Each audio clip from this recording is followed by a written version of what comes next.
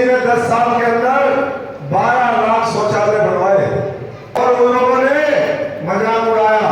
अगर आजादी के 55-60 साल गैर भाजपाई सरकारों का राज रहा, अगर उन्होंने ये छोटी छोटी बातें सोची होती कि हमारे घर के अंदर शौचालय की भी जरूरत है, हमारे बच्चों को अच्छी शिक्षा की जरूरत है, अगर बीमार पड़ जाए तो अच्छे स्वास्थ्य की जरूरत है, और हमारे गांव के अंदर आधारभूत ढांचा गलियां नालियां पक्की हो। पुराने समय में याद करिए, गलियों के अंदर कीचड़ ही कीचड़ होता था, अब नरकीय जीवन जीने के लिए मजबूर थे। ये दूसरे पार्टियों के, ये जो है कांग्रेस और उनके जो दूसरे सहयोगी दल है, उनकी देन है। आज उस परिस्थिति से निकाल करके हर गांव के अंदर लाइब्रेरी, करोड़ों रुपए की ग्रांट दी। आज हर गांव के अंदर पीने का पानी है। आज हर नल से जल की व्यवस्था सरकार ने करने की कोशिश करी, और कहीं कमी है तो आने वाले 5 साल में जब देश दुनिया की तीसरी बड़ी अर्थव्यवस्था बनेगा, जब भारत विकसित भारत की ओर आगे बढ़ेगा, तो हर व्यक्ति को उसका अधिकार मिलेगा। ये नरेंद्र मोदी जी की और भारतीय जनता पार्टी की सोच है। इसलिए पूरी ताकत लगाइए। मुद्दे तो तमाम है, ज्यादा मुद्दों की हम चर्चा नहीं करना चाहते। माताएं बहनें बहुत बड़ी संख्या में आई है। आप बताइए, 10 साल पहले 1000 रुपए पेंशन दिया नहीं थी, आज कितनी पेंशन है?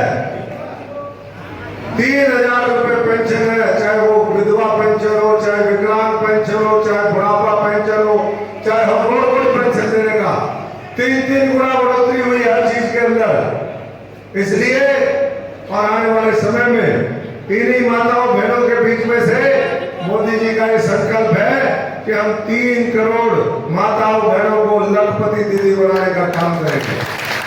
लखपति दीदी बनेगी, अपने परिवार को अच्छे से चलाने का काम करेगी, लिखा पढ़ी तो उसको आएगी, और देश के निर्माण में, देश को आगे बढ़ाने में बहुत महत्वपूर्ण भूमिका निभाएगी। इसलिए बिना किसी विचलित हुए मैं तो आप सबसे ये कहूंगा, जब छोटे से छोटी जरूरत और बड़े से बड़े काम आदरणीय नरेंद्र मोदी जी ने करे।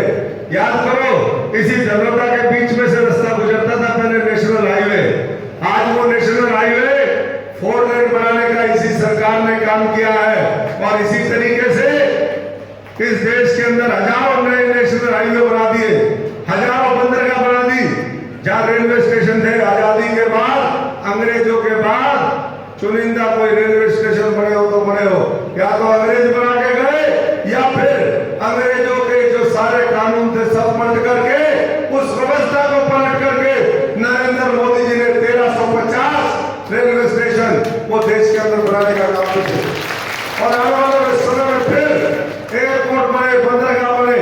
ये विकसित भारत की एक चमकती दुनिया को, हमारे विश्व को देन है। इसलिए मोदी जी के साथ चले, और जब वो व्यक्ति, वो महापुरुष, जब राम मंदिर 550 साल पुराना बना, जो मुद्दा था उसको खत्म करके अयोध्या में दिव्य भव्य राम मंदिर बनवा सकते हैं, जब वो करतारपुर कॉरिडोर साहब बाबा नानक की धरती को हमारी भारत माता भारत भूमि से जोड़ सकते हैं, जब वो धारा 370 खत्म कर सकते हैं, जब वो नागरिकता कानून में संशोधन करके जो प्रताड़ित भारतीय सिख हो, हमारे हिंदू भाई हो, उनको देश में ला करके नई नागरिकता दे सकते हैं, ऐसे ही और बड़े बड़े फैसले कर सकते हैं। तो मैं समझता हूं कि फिर किस बात की सोच है।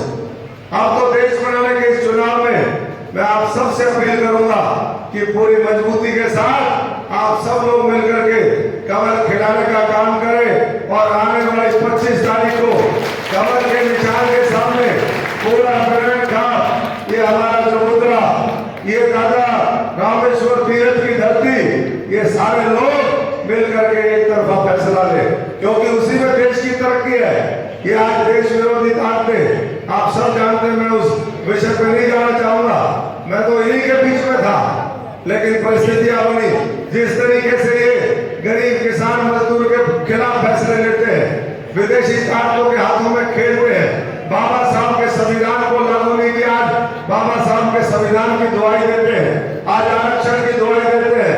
ऐसे लोगों से हमें सावधान होना पड़ेगा। तभी मैं समझता हूँ कि चौधरी छोटू राम जी की बात सार्थक होगी। एक भोले मानस 2 बार जान ले, पहचान लें।